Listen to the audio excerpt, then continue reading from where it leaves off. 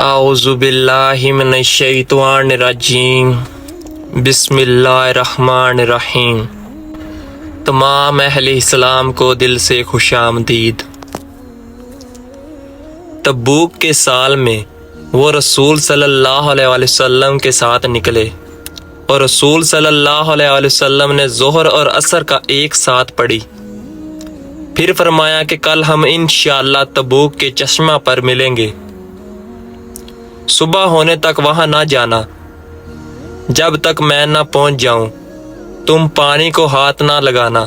ہم سب نے اس پر اتفاق کیا اور اگلے دن تبوک کے چشمے میں جمع ہوئے، لیکن جب ہم وہاں پہنچے تو 2 آدمی ہم میں سے پہلے ہی وہاں پہنچ چکے تھے اور چشمہ بہت کم پانی سے ٹپک رہا تھا۔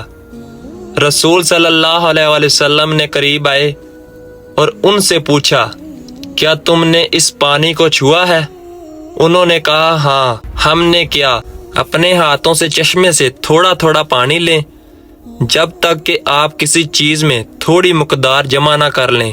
جب یہ ہو گیا تو رسول صلی اللہ علیہ وسلم نے اس پر اپنا چہرہ اور ہاتھ دھوئے، پھر اسے دوبارہ چشمے میں ڈال دیا اور چشمہ بہتا ہوا پانی بہنے لگا اور لوگ اس سے پانی نکالنے لگے۔ پھر آپ صلی اللہ علیہ وسلم نے فرمایا، اگر تم بہت زیادہ زندہ رہے تو تم اس جگہ کی بغاض سے بھرا ہوا دیکھو گے۔ تبوک کے موسم بہار میں معجزے کی یہ کہانی بہت سی دلچسپ تہوں پر مشتمل ہے، اور یہاں کچھ اہم نکات یہ ہیں۔ مرکزی موضوع پیغمبر اسلام صلی اللہ علیہ وسلم کی آمد پر پانی میں معجزانہ اضافہ کے گرد گھومتا ہے۔ یہ الہی مداخلت پر یقین اور خدا کے پروویڈینس پر بھروسہ کرنے کی اہمیت کو اجاگر کرتا ہے، خاص طور پر جب غلط یا مشکل کا سامنا ہو۔ قیادت اور ذمہ داری۔ لوگوں کے لیے پیغمبر کی ہدایت اور موسم بہار تک پہنچنے کے بعد ان کے مال اس کی قیادت اور اپنے پیروکاروں کے لیے ذمہ داری کو ظاہر کرتے ہیں۔ انہوں نے پانی تک منصفانہ رسائی کی یقینی بنایا اور ہر ایک کی ضروریات کو ترجیح دی۔ نظم و ضبط۔ کہانی نظم و ضبط اور صبر کی اہمیت پر زور دیتی ہے۔ لوگ اپنی پیاس کو فوری طور پر بجھانے کے لالچ کے باوجود آپ کی رہنمائی پر بھروسہ کرتے ہوئے نبی صلی اللہ علیہ وسلم کی آمد کا انتظار کرتے رہے۔ شکریہ اور کثرت۔ زمین کی مستقبل کی کثرت کے بارے میں نبی کے الفاظ موصول ہونے والی نعمتوں کے شکر گزار ہونے اور اس خوشحال مستقبل کی آمد رکھنے کی یاد دہانی کا کام کرتے ہیں۔ تشریح اور اہمیت۔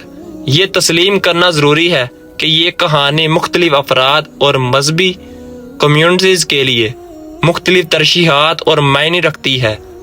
جبکہ کچھ لوگ اسے ایک لفظی معجزہ کے طور پر دیکھتے ہیں، دوسرے اس قیادت، اعتماد اور الہی پروویڈینس کی استعارتی نمائندگی کے طور پر دیکھتے ہیں۔ اس کہانی کا ایمان، اعتماد اور قیادت کے ساتھ آپ کے اپنے تجربات سے کیا ہے تعلق ہے۔ اس کہانی سے حاصل ہونے والے اسباق کو روزمرہ کی زندگی میں درپیش چیلنجوں پر کیسے لاگو کیا جا سکتا ہے، اس واقعہ کی اہمیت کے بارے میں آپ کی اپنی ترشیحات اور مظاہرہ کیا گیا ہے۔ ان سوالات سے منسلک ہو کر مختلف زاویوں کو تلاش کر کے ہم کہانی کے پیغام اور ہماری زندگیوں پر اس کے ممکنہ اثرات کے بارے میں گہری سمجھ حاصل کر سکتے ہیں۔ مجھے امید ہے کہ یہ جواب ایک جامع تجزیہ فراہم کرے گا اور کہانی پر مزید غور و فکر کرنے کی حوصلہ افزائی کرے گا۔